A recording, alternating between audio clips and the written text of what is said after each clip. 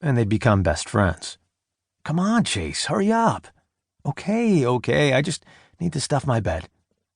Luke moved his pillows under the covers so it looked as if he were still in it, sleeping. Tonight, Oscar had arranged to meet Kelsey, a preppy blue-eyed blonde who giggled a little too much for Luke's taste. Luke, in turn, had invited Pippa, a recent transfer from England. If I were you, I'm not sure I'd risk keeping Pippa waiting, but sure, by all means, go ahead and arrange your bed perfectly. Luke made one last adjustment to the comforter. "You don't like her, do you?" "What's the like? She's totally stuck up, and she's not even that hot." "I think she's hot," Luke countered. He pictured Pippa in his mind. She was tall, with very blonde hair and nearly translucent skin. There was something almost otherworldly about her. She had really smart things to say in American Lit, ideas that were distinct from those of all the other kids in the class. She made him think. Plus, it was unusual for St. Benedict's to accept any new students junior year, so that gave her an extra layer of allure. "I guess I shouldn't be surprised.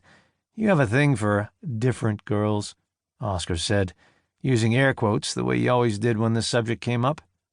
"Come on," protested Luke, even though he had to admit it was partly true. All his friends expected him to only like the girls who resembled him, as if couples should pair off like a set of matching salt and pepper shakers. Just because he had a preppy all-American sporty vibe didn't mean that was what he looked for in a girl. In fact, he was attracted to girls who were a little unexpected. "Sure you do. Different girls are totally your thing, man. This girl's got a posh accent, and no one really knows anything about her. She's a mystery, and you love that stuff." Oscar snapped his fingers.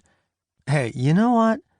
I think it's because if you took off her omnipresent beret, she looks like Daenerys from Game of Thrones. You got that whole fantasy world fetish going on, right?" "Fantasy world? Me?" Luke rolled his eyes. "You know, mother of dragons and all that."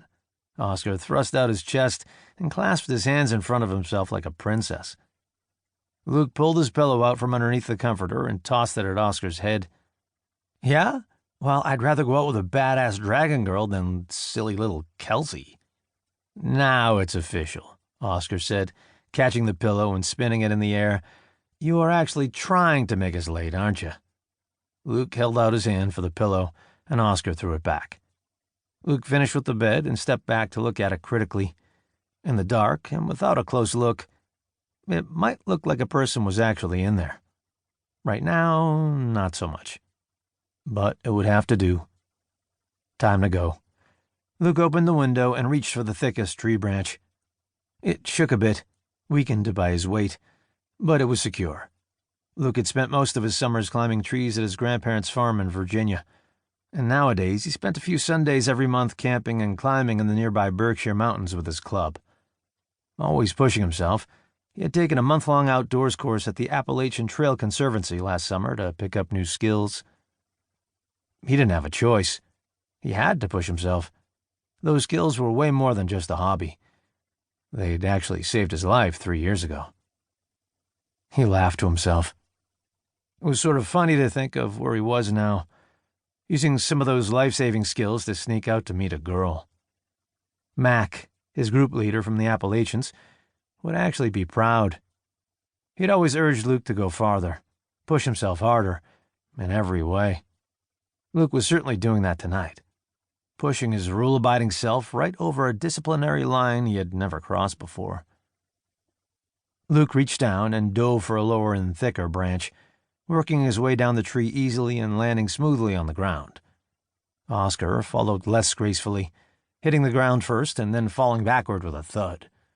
His backpack, holding the orange juice they'd snuck out of the dining hall at breakfast, and a water bottle half filled with vodka, landed a few feet away. "Careful with the goods," Luke warned. "On the way back, we're going through the basement," whispered Oscar, standing up and wiping dirt off his jeans before picking up his backpack. Wimp. The central campus of St. Benedict's was scattered with brick buildings and the occasional white clapboard or modern structure, all clustered around a man-made pond with a small fountain in the center. Just beyond the pond was the chapel, its enormous lit steeple piercing the sky.